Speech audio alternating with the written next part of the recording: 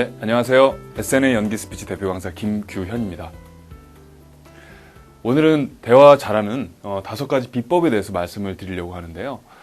우리가 이제 한국 사람들이, 저도 한국 사람이지만 대화를 하는 데 있어서 조금 어색하고 불편한 이유 중에 하나가 대표적으로 타인의 시선이죠. 남의 시선에 의해서 내가 너무 의식적으로 어떤 그 감정 표현이라든가 이런 것들 하다 보니까 좀 뭐 칭찬을 할 때라든가 아니면은 비난은 좀 그렇고 질책을 하거나 조언을 할 때 너무나 이제 뭐랄까요, 그 사람의 환경을 고려하지 않고 그냥 너무 이기적으로 또는 그 사람의 어떤 재반 환경이라든가 이런 것들을 아예 생각지 않기 때문에 서로 불편한 관계를 만드는 경우가 많다란 말이죠. 그래서 이번 시간에는 나도 행복하고 상대방도 행복할 수 있는 주체적으로 대화를 잘 할 수 있는 방법에 대해서 얘기하는 그런 시간을 갖도록 하겠습니다.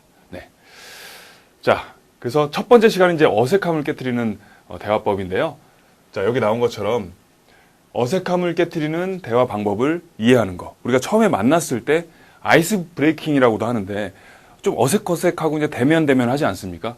그런 자리에서 어떻게 하면은 은근하게 상대방의 마음을 잘 열고 그리고 조금 더 수월하게 대화를 이끌어갈 수 있는지에 대한 그런 방법이고요.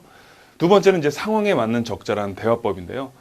얘기하다 보면 칭찬이라든가 감사라는 그런 어떤 긍정적인 대화법이 있고 또 질책이라든가 조언이라 뭐 부탁 이런 것들에 대한 부정 대화법이 또 있을 수 있으니까 그 부분에 대해서 하나하나 적절하게 상황에 맞게끔 적재적소의 대화법에 대해서 얘기를 또 해보도록 하고요.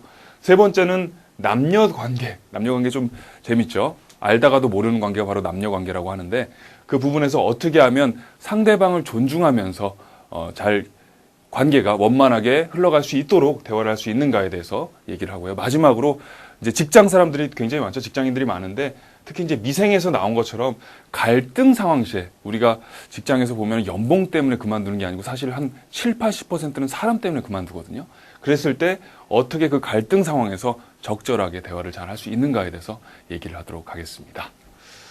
네, 좀 재밌는 시간이 될 것 같아요. 네, 잘 들어보시면 자, 처음 만난 자리에서 아이스 브레이킹을 하고 싶어요.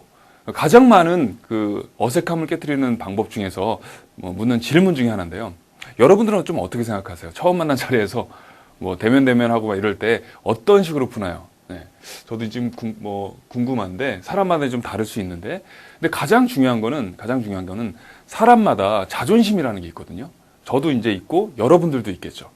그렇기 때문에 쉽게 말해서 이제 심리학적으로 자존심이라고 하는 거고 우리가 그것을 방어벽이라고도 하는데 방어벽을 허물기 위해서는 방어벽이 만약에 있다고 치자고요. 여기 앞에. 그러면은 내가 막 부수면 될까요? 부수면 어떻게 돼요? 더 견고해질 수 있겠죠. 더 저항을 해요. 이게 작용 반작용의 법칙처럼 내가 작용을 할수록 더 반작용은 심해지는 거거든요. 간단한 예로 그런 우화가 있어요. 어떤 그 햇살과 북풍이 지나가는 나그네가 있는데 저 나그네의 옷을 벗기고 싶다. 그래서 내기를 했죠. 그래서 북풍이 어떻게 했어요? 처음에 강하게 막 바람을 막 몰아쳤어요. 그러니까 나그네가 더 옷을 부여잡고 있죠. 움켜잡고 있어요. 그러니까 오히려 이제 햇살이 내가 해보겠다 하면서 따뜻한 햇살을 탁 비치니까 나그네가 자연스럽게 옷을 벗고 수영을 하더라. 뭐 그런 얘기가 있죠. 그런 얘기처럼 은근한 불이 조청을 만든다라는 그런 속담을 잘 이해하시면 좋을 것 같아요. 누구나 자존심이 있고 방어벽이 있기 때문에 내가 훅 들어가는 게 아니고 서서히 방어벽을 나도 모르게 은연중에 허물게 되는 거죠. 그 사람이 알지 못하게끔. 그런 부분이 중요하다라고 설명을 드릴 수가 있을 것 같아요. 자, 이거를 좀 정리해서 말씀을 드리면 공감대를 형성하는 공통 관심사를 찾는다라고 이제 말씀을 드릴 수가 있어요. 공감대를 형성하는 공통 관심사. 공통 관심사를 가지고 그 다음에 이제 개별 관심사로 넘어가야 되는데 한국인의 그 특성이기도 한데 좀 오지랖도 넓고 참견을 많이 해요. 그러다 보니까 갑자기 처음 만난 자리에서 예를 들면 뭐 소개팅이든 아니면 사람을 처음 만난 자리에서 가족사를 묻거나 아니면 뭐 여러 가지 개별적인 부분에 대해서 많이 묻거든요. 그렇게 되면 어떻게 되냐면 저 사람이 왜 갑자기 나한테 침범하지라고 생각을 한단 말이에요. 그게 어떻게 보면 폭력으로 다가올 수도 있거든요. 조심해야 됩니다. 그래서 공통 관심사라는 게 뭐예요? 쉽게 얘기해서 여행, 날씨, 취미, 음식, 그리고 정치나 종교는 위험하죠. 다 이거는 성향이 다르기 때문에 그건 하면 안 되고. 예, 그런 얘기들, 날씨, 여행, 취미, 뭐 교육이라든가 음식이라든가 영화라든가 엔터테인먼트.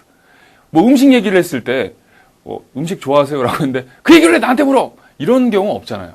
아, 오늘 날씨가 되게 덥네요. 하는데, 아, 무슨 소리야? 왜 그 얘기를 나한테 날씨 얘기를 하고 짜증나게 막 이런 얘기를 하진 않는단 말이죠.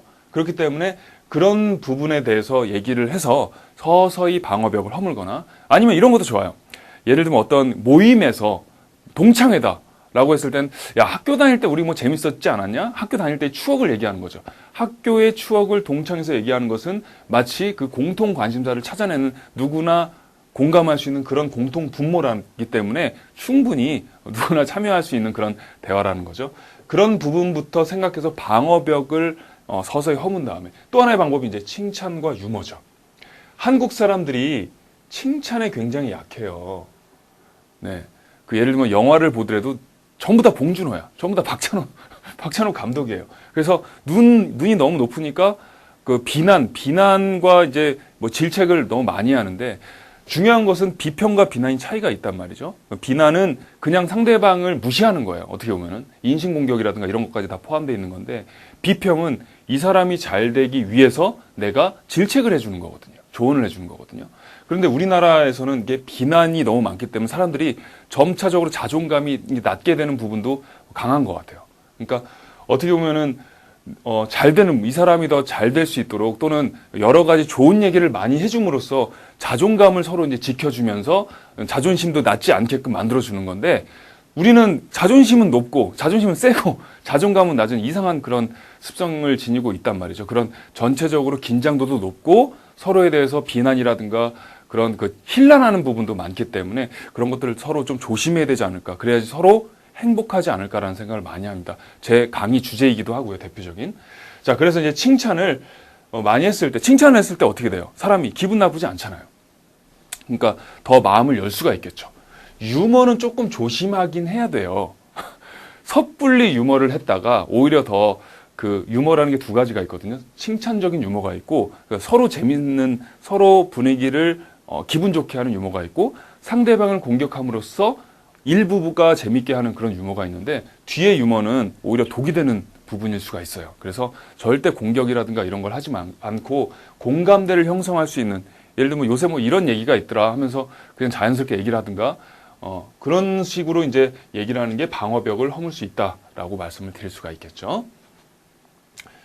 자, 그래서 은근하게 부드럽게 다가가야 된다라는 것을 여러분들이 유념하시면 좋을 것 같아요.